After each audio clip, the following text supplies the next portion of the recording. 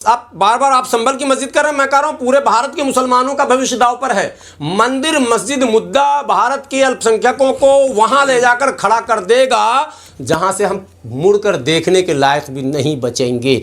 अरे आरक्षण पर विवाद बहस ना हो इसके लिए मस्जिद चाहिए था, कहीं पे निगाहें कहीं पे निशाना। मंदिर और मस्जिद है बहाना, दलितों का अधिकार है लूटना। अरे अरे ये बाबा जो अपनी बहन और अपने भाइयों को नहीं संभाल पाया, पूरे देश की बात कर रहा है, हिंदुओं को एक करने की बात, फर्जी लोग हैं ये। दलितों के रिजर्वेशन की बात क्यों नहीं करते? जब अधिकार की बात होगी तब मस्जिद मंदिर का मामला सामने आएगा। कि संभल की जो जामा मस्जिद है जिसको बाबर ने मंदिर तोड़ कर करके बनाया, ऐसा कहा जा रहा है। अब उसके ऊपर जो है सर्वे हो रहा है और कल जो है वहाँ पे दंगे फसाद हुए, कुछ मुस्लिम जो युवक है जो पत्थर चला रहे थे उनकी हत्या हुई है। किस तरीके से देखते हैं? ऐसे आरोप हैं।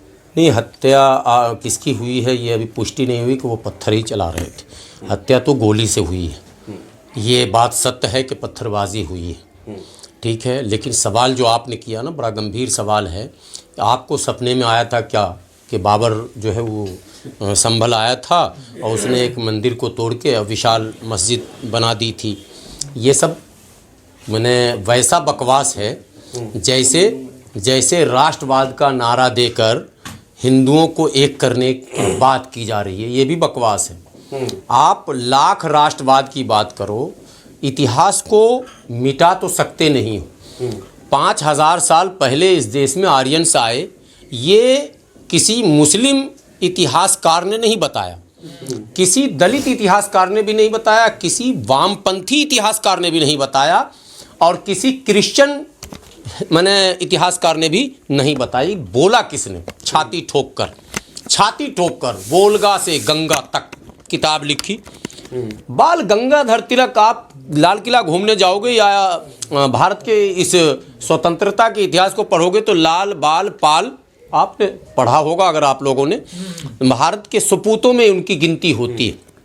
और पक्के ब्राह्मण और पंडित, जो नाम के आगे ठोक के पंडित लिखते हैं उसका भी नाम बताता हूं। पंडित राहुल महापंडित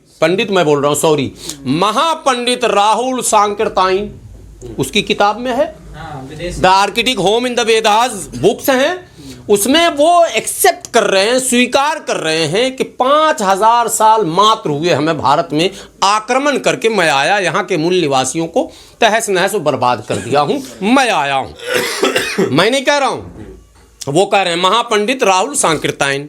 और ब्राह्मणों के बड़े चेहरे और बाल गंगाधर तिलक, वोल्गा से गंगा तक किताब। उर्मिला थापर की भी किताब है। और एक पंडित हैं पंडित जवाहरलाल नेहरू, वो भी डिस्कवरी ऑफ इंडिया में लिखते हैं कि भैया हम लोग तो आर्यंस हैं, मात्र 5000 साल। ये 5000 साल का जिक्र है, ये मैं कह रहा हूँ। और आप हमको कहते हो कि तुम तो 1400 साल, अबे 1400 साल पहले इस्लाम आया, 1500 साल। हम नहीं 1500 साल से, हम तो जन्म का इस मिट्टी से साथ है, हम तो मूल निवासी हैं। बात समझिए। और जो मूल निवासी होता है यानी जिसकी धरती अपनी होती है, धरती से उसको प्रेम होता है और उस धरती को वो स्वर्ग बनाना चाहता है, कभी उस पर फसाद नहीं फैलाना चाहता है, कभी उसको दागदार करना नहीं चाहता, कभी उसको वो किसी दंगे में नहीं झोंकना चाहता। पर पूरी बात है, आप मूल निवासी थे तब तक ठीक था, आप मुल्ला निवासी हो गए आप। हाँ, ये सवाल आपने सही किया। अब मुल्ला पे भी आपको ला देता हूं। जब आक्रमणकारी आए आर्यंस, तो मूल निवासियों से इनका लंबा टसल चला, लंबी जंग हुई है। अब मैं उधर नहीं अभी जाऊंगा कि कहां कहां जंगें हुई है, बहुत हिस्ट्री है, वो दलित हिस्टोरियन इस पर अपनी बात करते रहते हैं। मैं एक बात जरूर कहूंगा कि जब ये परास्त होने के कगार पर आए तो इन्होंने फिर मंगोल की नस्ल से फिर बुलवाया बाबर को। महाराणा सांगा ने बाबर को बुलाया, भैया गुलाम सरवर के दादा परदादा ने नहीं बुलाया। और जब बाबर आया तो उस बाबर से कोई भी सो कॉल्ड राष्ट्रवादी का चच्चा और बाप नहीं लड़ा था। बता दे रहा हूं, जो अभी सो कॉल्ड राष्ट्रवादी घूम रहे हैं, हिंदुओं एक हो जाओ, मुल्ले को पाकिस्तान भेजाओ, मैं उनकी बात कर रहा हूं। उनके दादा परदादा ने लड़ाई नहीं लड़ी, पानीपत की लड़ाई इब्राहिम लोदी ने लड़ी वो लड़ाई। मतलब बाबर को भी टक्कर हमने ही दिया था। और फिर जब टक्कर दिया और हम परास्त हो गए और बाबर जीत गया, तो बाबर का महिमा मंडन हमने नहीं किया। ये बाबरनामा सुना रहे हैं हमको। ये बाबरनामा किसने लिखी वो सुना रहे हैं हमको, और भारत का इतिहास नहीं बता रहे हैं कि मुगल के बाबर से लेकर और आखिरी बहादुर शाह जफर उम्र दराज मांग के लाए थे 4 दिन, बहादुर शाह जफर जो जाके रंगून में मरे, वहां तक की पूरी हिस्ट्री एक एक की। और जिसको ये क्रूर कहते हैं औरंगजेब, औरंगजेब की कितनी शादियां हैं, मैं एक दावत दे रहा हूं आपकी तरफ से। मंदिर मस्जिद आज अभी मैं बोलूंगा और संबल खत्म हो जाएगा, ऐसा नहीं है। ये बात जानी चाहिए भारत के लोगों तक। जिसको औरंगजेब, अभी मैं अकबर की बात नहीं कर रहा हूं, मैं जहांगीर की बात नहीं, शाहजहां की भी बात नहीं कर रहा हूं, मैं तो औरंगजेब की बात कर रहा हूं, जिस पर सबसे ज्यादा आरोप इन्होंने लगाए। उस औरंगजेब की कितनी शादी थी, कौन कौन पत्नी थी, औरंगजेब बेटा किसका था, यह बड़ा सवाल मैं कर रहा हूं। औरंगजेब की मां का क्या नाम था, हिंदू माँ का। फिर बेटा तुम्हारा मेरे देश को बर्बाद किया और तुम हमको सुना रहे हो कहां राम कथा।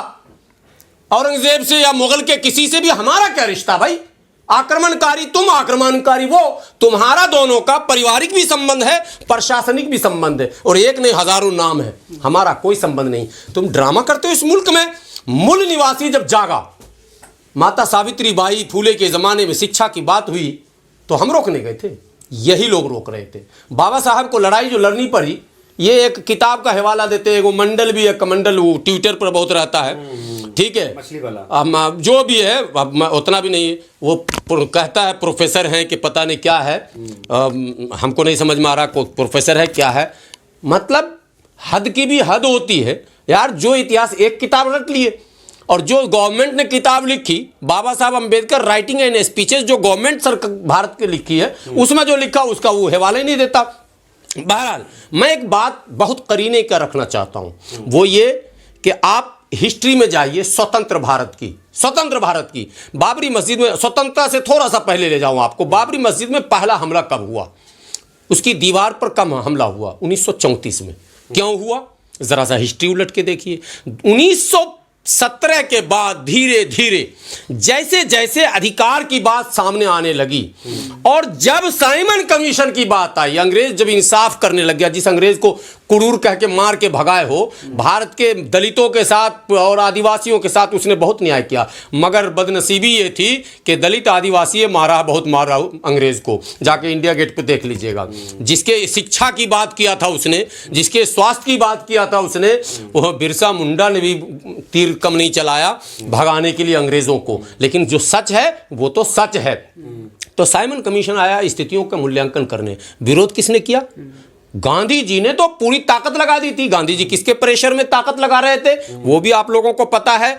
लेकिन उसी वक्त बाबरी मस्जिद की दीवार पर हमला किया जाता है। जब अधिकार की बात होगी तब मस्जिद मंदिर का मामला सामने आएगा। उसके बाद आ जाइए मंडल कमीशन, आप तो याद होगा। अरे मंडल कमीशन तो लोगों को याद है, बीपी सिंह मर गए मगर याद तो है, राजा नहीं फकीर है, भारत की तकदीर है। उन्होंने कहा मंडल कमीशन को लागू करे, जो कांग्रेस दबा के रखी हुई थी, लागू नहीं कर रही थी। तो जब लागू कर दिया मंडल कमीशन, तो कौन है जिसने उसका विरोध किया और कौन है जो सरकार को गिरा के कमंडल लेकर निकल गया और मंडल की सारी ताकत को तहस नहस कर दिया और कमंडल जीत गया। कमंडल रथ यात्रा निकला, उस रथ पर आडवाणी जी, मोदी जी, योगी जी सवार थे। वो तमाम जी सवार थे जो आज भी जी ही बने हुए हैं। और उन्होंने मंडल के तमाम सपनों को, क्या 27% आरक्षण सबको मिल गया, सारे विभागों में नहीं मिला। अब रैलियां हो रही हैं, ओबीसी महासभा, दलित स्वाभिमान यात्रा, फला, वो उसी का काट है हिंदू एकता यात्रा, उसी का काट है हिंदू एक हो जाओ, कटोगे तो बटोगे। मसला असल ये है कि किसी भी कीमत पर दलितों, आदिवासियों और पिछड़ों को उनका अधिकार नहीं देना है। संविधान कहता है देना पड़ेगा, लेकिन मनुवाद कहता है नहीं देना है। इससे कहां पहुंच गए, मस्जिद से सीधा कनेक्शन है भाई, सीधा कनेक्शन है। ये इनके पास मुद्दे ही यही है काउंटर करने के। अभी आप देख लेना, बाबा बागेश्वर निकले, हिंदू एकता यात्रा, एकता यात्रा करें, हिंदू एकता यात्रा, बाबा बागेश्वर जी। वर्ण व्यवस्था आपके यहां किसी मुगल ने नहीं थोपा, किसी अंग्रेज ने नहीं थोपा, किसी विदेशी ने नहीं थोपा। आप 5000 साल पहले वर्ण व्यवस्था लेकर आए, आपने ही अपनी किताबों में लिखा है। तू पैर से पैदा हुआ, तू पेट से पैदा हुआ, तू पीठ से पैदा हुआ, तू सर से पैदा हुआ, हमने नहीं लिखा। तो फिर आप उस किस एकता की बात कर रहे हो? और अगर एकता की बात है, वो गए थे एक चैनल में इंटरव्यू देने, पत्रकार ने पूछा आपकी बहन का मुसलमान से नहीं, बहन की शादी मुसलमान। हाँ, मैं अब इतना बोलना नहीं चाहता, लोग समझदार हैं भाई। तो हाँ, वो तो होता है, वो तो होता है। अरे ये बाबा जो अपनी बहन और अपने भाइयों को नहीं संभाल पाया, पूरे देश की बात कर रहा है, हिंदुओं को एक करने की बात। फर्जी लोग हैं ये। दलितों के रिजर्वेशन की बात क्यों नहीं करते? 15% सारे विभागों में हो गए क्या, क्यों नहीं बोलते? 7.5% आदिवासियों को सब जगह मिल गया, क्यों नहीं बोलते? आदिवासियों के जल जंगल जमीन को लूटा जा रहा है, क्यों नहीं बोलते? पिछड़ों को 27% मिल गया क्या, क्यों नहीं बोलते? जातिगत जनगणना कराने से क्यों भागते हो, क्यों डरते हो? इसलिए डरते हो तो जातिगत जनगणना रोकने के लिए इनको मस्जिद चाहिए था। आरक्षण पर विवाद बहस ना हो इसके लिए मस्जिद चाहिए था। कहीं पे निगाहें, कहीं पे निशाना। मंदिर और मस्जिद है बहाना, दलितों का अधिकार है लूटना। इसके पीछे की ये कहानी है और कोई कहानी नहीं है। ये अधिकार लूटने की योजनाबद्ध रणनीति है। सवाल ये है कि जब सर्वे की टीम पहुंचती है तो पत्थर क्यों चलाया आपने? पत्थर जिसने भी चलाया, हम उसके अक्ल पर अफसोस है और उसके पीछे जो लोग भी थे हमें उस पर भी अफसोस है। मैं इस बात का हामी नहीं हूं। हाँ, अगर आपको ये लग रहा था कि अदालत ने गलत फैसले हम पर थोपे हैं, जो कि सच भी है, ठीक है, तो आपको 2-4 लाख मुसलमान जमा करके सर्वे रोकना चाहिए था फोर्सफुली। तो रोकने के लिए गए 5 हो जाएगा, 5 आदमी जाएगा पत्थर चलाने, ये रोकना हुआ? ये तो मधुमक्खी के छत्ते में कहाँ 5 आदमी था, आप देखें? अरे 50 था, 100 था, संभल में 100 लोग हैं। मैं तो यही पूछ रहा हूं। बर्क साहब, जिनका बर्क और चर्क कुछ समझ में नहीं आ रहा, बर्क के माने बिजली होते हैं। बहरहाल ये बर्क साहब जुमा पढ़ने गए, तो जुमा पढ़ के भागे क्यों? वहीं धरना होना चाहिए था, वहीं होना चाहिए था जुमा के दिन। और उसी दिन पूरे मुल्क के मुसलमानों से आप आह्वान करते, मदनी साहब आप भी आइए, अरबी साहब आप भी आइए, फारसी साहब आप भी आइए, तौक़ुर रज़ा साहब आप भी आइए, और सज्जाद नुमानी साहब महाराष्ट्र चुनाव से अगर फ्री हो गए हैं तो आप भी आइए। बात समझिए, आप सबको बुलाते नहीं हैं, एक प्लेटफॉर्म पर आते नहीं हैं। अलग अलग तंजीमें बनाकर अलग अलग अपनी अपनी डफली, अपना अपना राग, कोई बापू सभागार में जाकर रैली कर रहे हैं, ईमान और यकीन बचा रहे हैं कि क्या बचा रहे हैं, कि अपनी तादाद दिखा रहे हैं। ये तादाद दिखाओ और लोकसभा राज्यसभा में जाओ, तादाद दिखाओ और एमएलसी बनाओ। जब तक चलता रहेगा इस देश का मुसलमान लुटता पिटता रहेगा। मस्जिद को, जहाँ पे मस्जिद बनी हुई है वहां पे पहले मंदिर था, बाबर ने तोड़ा? बिल्कुल ही नहीं था, कोई इतिहास ही नहीं है, कोई साक्षी नहीं है। वकील साहब पिटीशन, अरे वो बाप बेटा वाले वकील ना, उनको लोकसभा जाना है, उनसे भी मन से पूछो, अकेले में बोलेंगे अरे ये सब तो नहीं, तो मुझे तो राज्यसभा जाना है। मैं उनको आज तक में कह चुका हूँ, दिखाऊं वीडियो, मैंने आज तक में कहा घबराओ मत, आप राज्यसभा में चले जाओगे, थोड़ा दिन और लड़वा लो, 10-20 और कटवा दो। फिल्मों में होता है ना, वो अमरीश पुरी का नाम सुना है ना, ये क्या कहता है, 10-20 और करवा दे दंगे, 10-20 दंगे और अगर आपने करा दिया तो आप हो गए हीरो। ये जो प्रवृत्ति है, मैं यही तो भारत के लोगों को कहता हूं। मैं ये बात बार बार कह रहा हूं कि लड़ाई के जो तरीके हैं भारत में 3 हैं। एक तो सामाजिक लड़ाई, आप वहां सांसद हैं, विधायक हैं, समाज आपके साथ नहीं, क्यों नहीं? नॉन मुस्लिम जो हमारे क्या कहते हैं वैचारिक समानता वाले लोग हैं, वो आपके साथ क्यों नहीं? कहाँ हैं समाजवादी विचारधारा के लोग, कहाँ हैं अंबेडकरवादी विचारधारा के लोग? ये सवाल है। या तो आपने नहीं पूछा, तो अखिलेश यादव तो ट्विटर पर लिख रहे हैं। अरे अखिलेश यादव, मैं मुसलमान से सवाल कर रहा हूं, क्यों तुम पत्थर चलाए? तुम पत्थर क्यों चलाए भाई? तुमने अपने समान विचारधारा के लोगों को जमा क्यों नहीं किया? उनसे सलाह मशवरा क्यों नहीं किया? क्यों नहीं बताया कि वोट हम आपको देते हैं, सपोर्ट आपको देते हैं, आपके लिए लड़ते हैं, आपके लिए मरते हैं, आपका जिंदाबाद का नारा लगाते हैं? सुनिए, आपको मुसलमान के ऊपर जो है आरोप लगा रहे, तो गुलाम सरवर यहाँ पे बैठ करके इंटरव्यू दे रहे हैं, तो गुलाम सरवर क्यों नहीं पहुंचे संभल? मैं बात कर रहा हूं, अभी वहां भी आ रहा हूं, मैं आ रहा हूं। जिम्मेदारी बनती है, आप भी इस देश के मुसलमान हैं, इस देश के नागरिक हैं, संविधान आप पत्रकार हैं, अगर आपसे लोग ये सवाल कर दे कि आप क्यों नहीं गए वहां ग्राउंड पर, हालात नहीं है, पहले समझिए कि हवा में तीर हम नहीं चला सकते। सच्चाई ये है कि जो तंजीमें हमारे यहाँ स्थापित हैं, जो स्थापित है, जिनको हक है, अभी वो उत्तराखंड के एक गांव में हल्द्वानी में जब मसला हुआ था तो 5 दिनों या 6 दिनों बाद जमीयतुल उलमा के लोग गए थे। अभी बहराइच जमीयतुल उलमा के लोग गए थे, जो एयरपोर्ट से वापस किया गया था, आपको वो भी याद होगा। तो पिद्दी का शेरवा गुलाम सरवर चला जाएगा? पहले इस बात को समझिए। मैं जो कह रहा हूं उस पॉइंट को आप नहीं समझ रहे हैं, आप अपना पत्रकारिता वाला दिमाग हम पे लगा रहे हैं। मैं ये सवाल कर रहा हूं कि जाना आना आप छोड़ो, कहीं भी, मैं जहां हूं दिल्ली में, वहीं कोई पंगा हो रहा, हाउ करके मुसलमान को हिलने देंगे, मुसलमान ने हुकूमत किया 500 साल, यही बर्क बोले जुमा के दिन, मुसलमान ने हुकूमत किया, नाम बताओ तो, बोलेगा बाबर, ला हौल वला कुव्वत। ये मनुवादी लोग हैं, चाहे वो बर्क हो, सर्क हो, दर्क हो, मैं नहीं जानता। जो मुस्लिम लीडर बोलता है कि मैंने 800 साल 900 साल हुकूमत की, इनडायरेक्टली वो मोदी, योगी, आरएसएस का पिल्ला है, पिल्ला। तुमको शर्म नहीं आती? उस मुगलों को कहते हो मेरे वंशज हैं। हो तुम वंशज, साबित करोगे? एक मुसलमान को खड़ा करो जो साबित कर दे कि मैं उसका वंशज हूं। फिर क्यों रट्टा लगाते हो? तुम रट्टा लगाते हो मतलब इनडायरेक्टली उन ताकतों को आमंत्रित करते हो, आ बैल मुझे मार।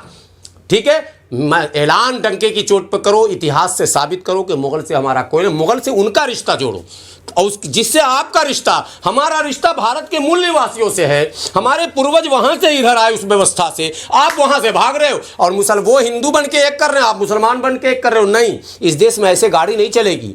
आपको वैचारिक लड़ाई है, ये विचारधारा की लड़ाई है। ये मस्जिद को मुद्दा समझ रहे हो, 5000 मस्जिद की लिस्ट है उनके पास, 3000 नहीं है। और 17000 भी लिस्ट वो बना लेंगे तो आप क्या करोगे? एक बात बताओ। और 20000 भी बना लेंगे तो आप क्या करोगे? वो तो लीड, उनको तो जैसे जैसे लीड मिलेगा, जैसे खून लग जाता है शेर को या किसी को, तो वो तो वहीं शिकार करने जाएगा।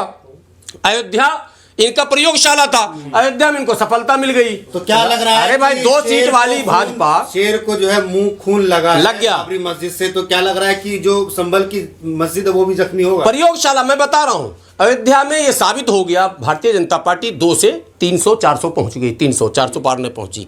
फिर उसने काशी मथुरा छुआ, फिर उत्तर प्रदेश पे कब्जा हुआ, मध्य प्रदेश पे कब्जा हुआ, राजस्थान पर कब्जा हुआ, वो क्या कहते हैं छत्तीसगढ़ पर कब्जा हुआ, बहुत हद तक झारखंड और बिहार पे भी इनका कब्जा हो चुका है, बहुत हद तक उड़ीसा पे पूरा कब्जा हो गया, महाराष्ट्र पे कब्जा हो गया, कर्नाटका में इनकी सरकार मिलजुल कर बन रही है। तो भारत के आधे से अधिक राज्यों में इनकी सरकार भी हो गई।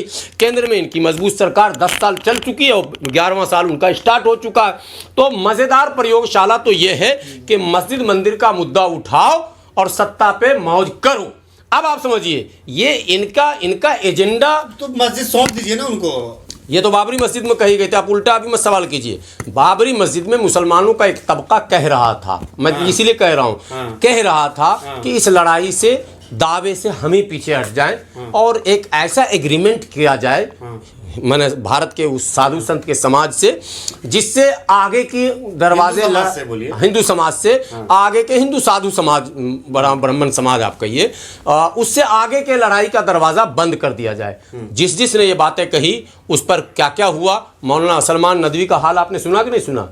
पर्सनल लॉ बोर्ड ने अपनी तंजीब से निकाला और नदवा ने मदरसे से निकाला। खैरियत यह है कि अगर भारत आज़ाद न होता तो गांव से भी निकाल दिया जाता। क्या फ्यूचर है संभल की मस्जिद का, आगे क्या होगा फ्यूचर? आप बार आप संभल की मस्जिद कर रहे हैं, मैं कह रहा हूं पूरे भारत के मुसलमानों का भविष्य दांव पर है।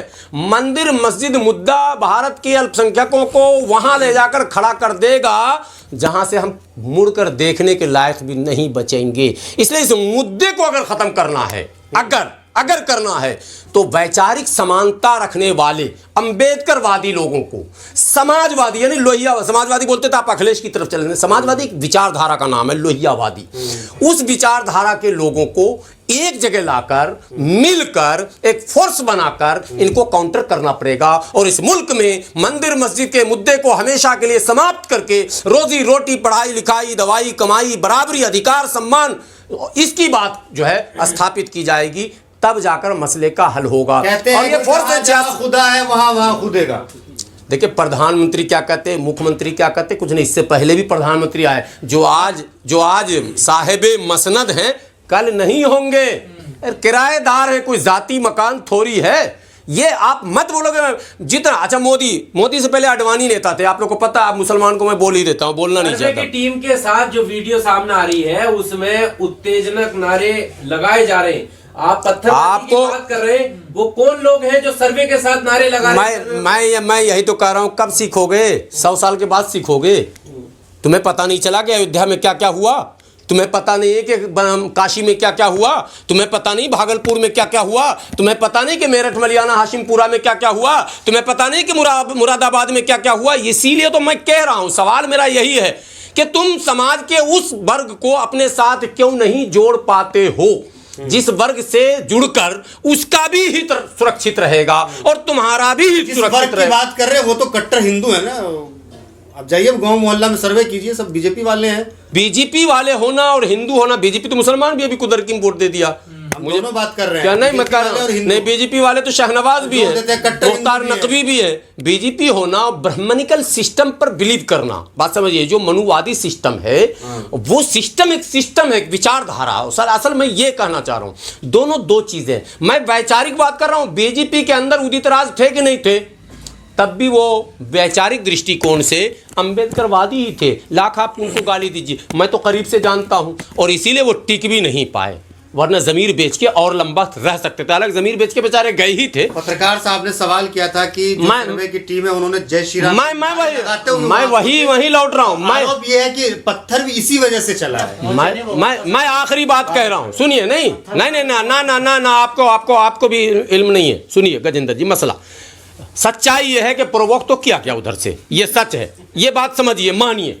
और सर्वे का जो तरीका बनारस काशी में भी सर्वे का जो तरीका इन्होंने अपनाया था वो प्रोक करने, जैसे मस्जिद जा रहे हैं तो लग रहा है जैसे आप किला फतेह करने गए, इस्लाम मिटा रहे हैं, नहीं समझे? ऐसे जाबे, ऐसे अफसर जाता है क्या, ऐसे वकील जाता है क्या? आप तरीका है, गाड़ी से जाइए, गेट पर गाड़ी है, रोड पर उतरिए, अंदर जाइए। ये पद यात्रा कर रहे हो, नारा यात्रा कर रहे हो, तो प्रोवोक तो कर रहे थे। प्रोवोक किया जाएगा मुसलमानों, तुम्हारे घर के सामने नारे लगेंगे, तुम्हारी मस्जिदों के सामने नारे लगेंगे, तुम्हारे मदरसों के सामने नारे लगेंगे, तुम्हारे झंडे को नोचे जाएंगे, प्रोवोक किया जाएगा। ये मैं बार बार कह रहा हूं, आपको इससे आगे की बात सोचनी है। अभी इश्क के इम्तहान और भी हैं, सितारों से आगे जहां और भी हैं। अभी ये मत सोच लेना कि हो गया बस खेल खत्म, अभी खेल शुरू हुआ है, अभी तो पार्टी शुरू हुई है, अभी कई मस्जिदों के सामने हरकत होंगे। आप इसका काट क्या करोगे, मैं ये बोलना चाहता हूं। मैं अभी गया था ससुराल, मुसलमान कितना बदमाश हो रहा है और ये मौलवी नाश कैसे कर रहा। मैंने देखा ससुराल में, मेरे गांव में सब गरीब लोग हैं, सबके घर पे झंडा, वही या रसूल अल्लाह वाला जो ईद मिलादुन नबी पे लगता। अब फिर ये बोलूँगा तो जो सुन्नी मसलक के मेरे दोस्त होंगे वो फतवा लगा देंगे। आज से 50 साल पहले मुसलमान नहीं था क्या? ख्वाजा गरीब नवाज से बड़ा कोई भारत की धरती पे मुसलमान है क्या? तब तो झंडे मेरे घर में नहीं थे और किसी के घर में नहीं थे। अभी मैं ट्रेन से आ रहा था, बरेली क्रॉस कर रहा था, एक घर ऐसा नहीं होगा जिसमें झंडे न लगे हो। झंडे से मुसलमान बनोगे? अबे झंडे वाले मुसलमान अगर बनोगे तो झंडे वाला भेज दिया जाएगा। मुसलमान ईमान वाले बनो। इन्होंने झंडे को, इन्होंने जुलूस को, इन्होंने जलसे को, जो हिंदू धर्म वाला कहता, हिंदू धर्म में भी जुलूस और झंडा ही धर्म है। इस्लाम को भी इन्होंने कहा जुलूस और झंडा ही धर्म है। नो, इस्लाम का जुलूस और झंडे से दूर दूर तक कोई झंडा तो हमारे मैदान एक जंग में रखा जाता, उसका कलर अलग है, उसका सब कुछ अलग है। बात समझे? पहले मैं कहना इशारे में क्या चाहता हूं, जिन चीज़ों पर मेहनत करनी थी, बराबर में आपके दलित है वो नीला झंडा लगा रहा, बराबर में ब्राह्मण है वो भगवा लगा रहा, बराबर में मुसलमान है वो हरा लगा रहा। बांटने में आप भी पीछे हो क्या? कहीं पर समाज को बांट के इस भारत में रहोगे? अपनी आइडेंटिटी, तुम कह रहे हो कि ये आइडेंटिटी, झंडा आइडेंटिटी है, तुम्हारा किरदार आइडेंटिटी है, तुम्हारी पहचान तुम्हारे लेन देन मामलात से होगा, तुम्हारी जुबान से होगा, तुम्हारी हरकतों माने नकल को लोग नोट कर रहे हैं, तुम्हारे नाप तौल को लोग देख रहे हैं, तुम्हारे मामलात को देख रहे हैं, तुम्हारी जुबान को देख रहे हैं। लेकिन जुबान तो सही है नहीं, मामलात तो सही है नहीं, नाप तौल तो सही है नहीं, झंडा लगा के रख दिया। ये झंडा लगाना भी एक फितना है, और फितना जो है, आखिरी बात फितने पर कह देता हूँ, आप लोग भी लगता थक गए हैं, मैं तो थका नहीं हूँ।